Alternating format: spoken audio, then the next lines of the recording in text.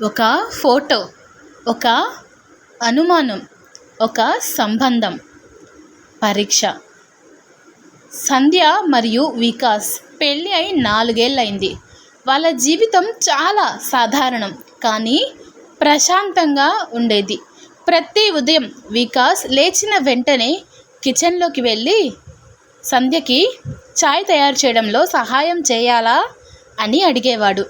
సంధ్య నవ్వుతూ, "నువ్వు ఆఫీస్కి లేట్ అవుతావు, నేను చూసుకుంటాను" అని చెప్పేది.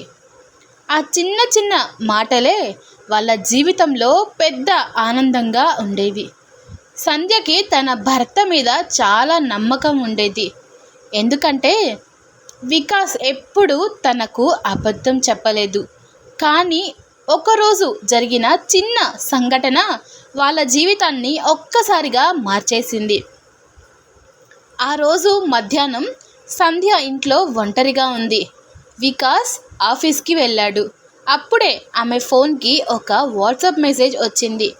ఆ నెంబర్ ఆమెకు తెలియని నెంబర్. ఆమె ఆసక్తిగా మెసేజ్ ఓపెన్ చేసింది. అందులో ఒక ఫోటో ఉంది. ఆ ఫోటో చూసిన క్షణం ఆమె గుండె ఒక్కసారిగా బలంగా కొట్టుకుంటుంది. ఆ ఫోటోలో వికాస్ ఒక యువతితో కూర్చొని మాట్లాడుతున్నాడు. ఆ అమ్మాయి అతని భుజానికి చాలా దగ్గరగా కూర్చుంది. ఇద్దరు నవ్వుతూ కనిపిస్తున్నారు. ఆ దృశ్యం చూసిన వెంటనే సంధ్య చేతులు వణికిపోయాయి. ఇదేమిటి అని తనని తానే ప్రశ్నించుకోవడం మొదలుపెట్టింది. ఆమె మళ్ళీ ఆ ఫోటోనే చూస్తూ ఉంది. కొన్ని నిమిషాలు ఆమెకి ఏం చేయాలో కూడా అర్థం కాలేదు. ఆ తర్వాత ఆమె మనసులో అనుమానం మొదలైంది.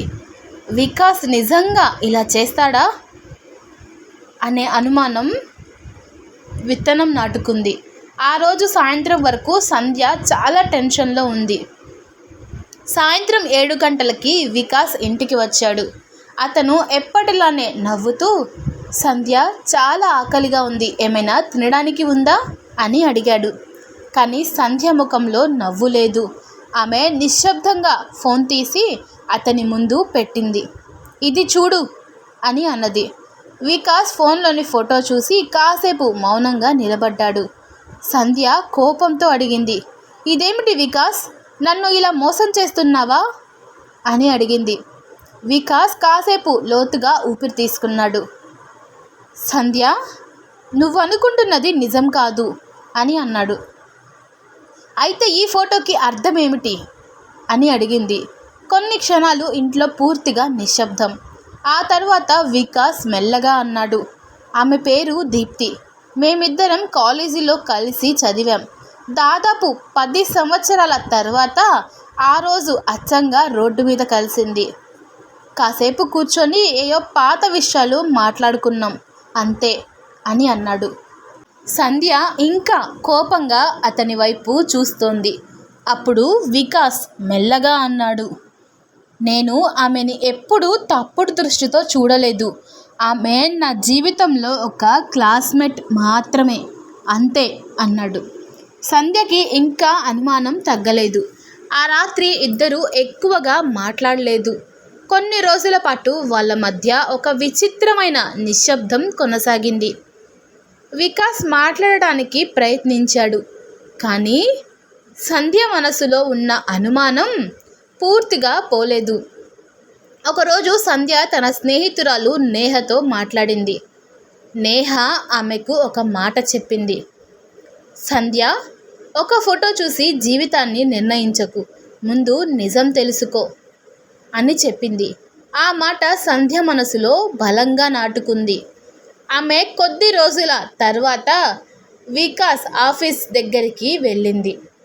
ఆ రోజు ఆమె అక్కడ ఒక విషయం గమనించింది. వికాస్ తన సహోద్యోగులతో సాధారణంగా మాట్లాడుతున్నాడు. అతని ప్రవర్తనలో ఎక్కడ ఏమీ దాచిపెట్టినట్టు అనిపించలేదు. ఆమె మనసులో ఒక సందేహం వచ్చింది. నేను నిజంగా అతన్ని తప్పుగా అర్థం చేసుకున్నానా అని ఆలోచించడం మొదలుపెట్టింది. ఆ రోజు రాత్రి సంధ్య ఇంటికి వచ్చి నిశ్శబ్దంగా కూర్చుంది. వికాస్ ఆమె దగ్గరకు వచ్చి మెల్లగా అన్నాడు, "సంధ్య, మన మధ్య ఉన్న నమ్మకం ఇలా పగిలిపోవడం నాకు చాలా బాధగా ఉంది. కానీ నేను మళ్ళీ ఒకసారి చెబుతున్నాను, నేను ఆమెను ఎప్పుడు తప్పుడు దృష్టితో చూడలేదు. సంధ్య, మన మధ్య ఉన్న నమ్మకం ఇలా పగిలిపోవడం నాకు చాలా బాధగా ఉంది. కానీ నేను మళ్ళీ ఒకసారి చెబుతున్నాను, నేను ఆమెను ఎప్పుడు తప్పుడు దృష్టితో చూడలేదు.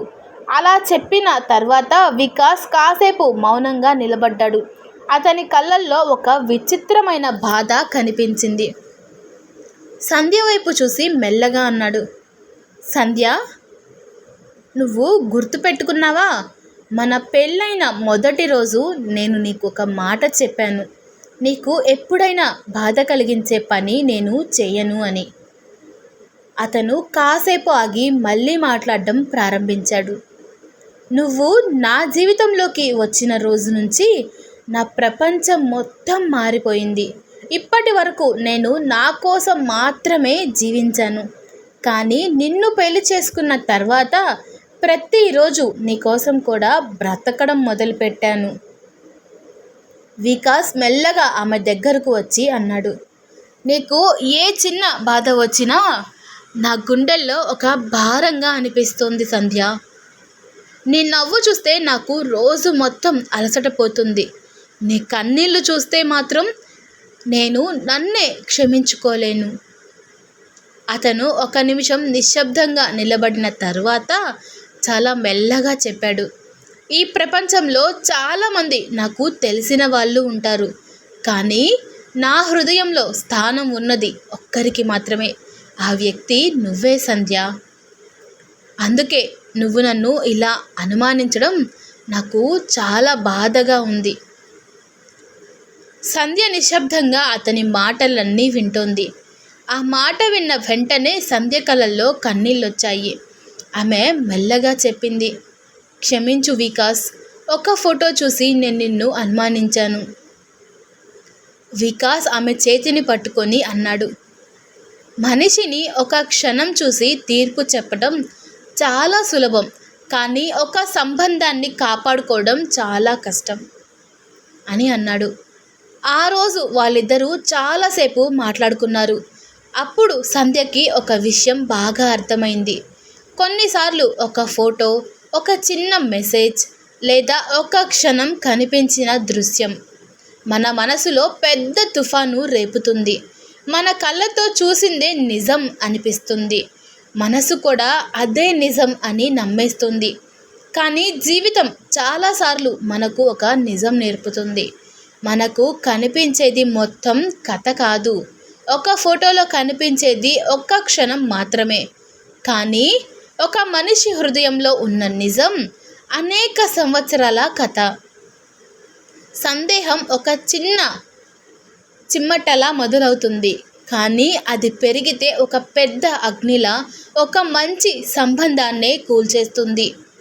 నమ్మకం మాత్రం వేరేలా ఉంటుంది. అది ఒక్క రోజులో పుట్టదు, ఒక్క రోజులో పోదు కూడా. నమ్మకం అంటే ఎవరినైనా పూర్తిగా అర్థం చేసుకోవటం కాదు, అర్థం కాకపోయినా వాళ్ళపై నమ్మకం ఉంచటం. జీవితంలో కొన్ని సంబంధాలు చాలా అమూల్యమైనవి. ఒక మాటతో, ఒక అనుమానంతో లేదా ఒక ఫోటోతో ఆ సంబంధాన్ని కోల్పోవడం చాలా సులభం. కానీ ఒక్కసారి ఆ నమ్మకం పగిలిపోతే దాన్ని మళ్ళీ కట్టడం అనేది చాలా కష్టం. అందుకే ఒక ఫోటో చూసే ముందు, ఒక మాట వినే ముందు, ఒక అనుమానం పెంచుకునే ముందు మన హృదయాన్ని ఒక్కసారి అడగాలి, నేను నమ్మిన ఆ మనిషి నిజంగా ఇలానే ఉంటాడా, ఇలానే ప్రవర్తిస్తాడా అని. ఎందుకంటే నిజమైన ప్రేమ సందేహం వచ్చిన ప్రతిసారి పారిపోదు. అది ప్రశ్నిస్తుంది, అర్థం చేసుకుంటుంది, మరింత బలంగా నిలబడుతుంది. ఇప్పుడు మీకో ప్రశ్న, మీరు సంధ్య స్థానంలో ఉంటే ఆ ఫోటో చూసిన తరువాత మీ భర్తను నమ్ముతారా లేక అనుమానిస్తారా? మీ సమాధానం కామెంట్లో తప్పకుండా రాయండి. ఈ కథ మీ హృదయాన్ని తాకితే ఒక చిన్న లైక్ చేసి మీ ఫ్రెండ్స్కి షేర్ చేయండి. ఇలాంటి మరిన్ని హృదయాన్ని తాకే నిజ జీవిత కథల కోసం ఇప్పుడే మన ఛానల్ని సబ్స్క్రైబ్ చేయండి. ఎందుకంటే మీ జీవితానికి దగ్గరగా ఉండే కథ మన ఛానల్లో వచ్చే తర్వాతి కథ అవ్వచ్చు. Thanks for watching.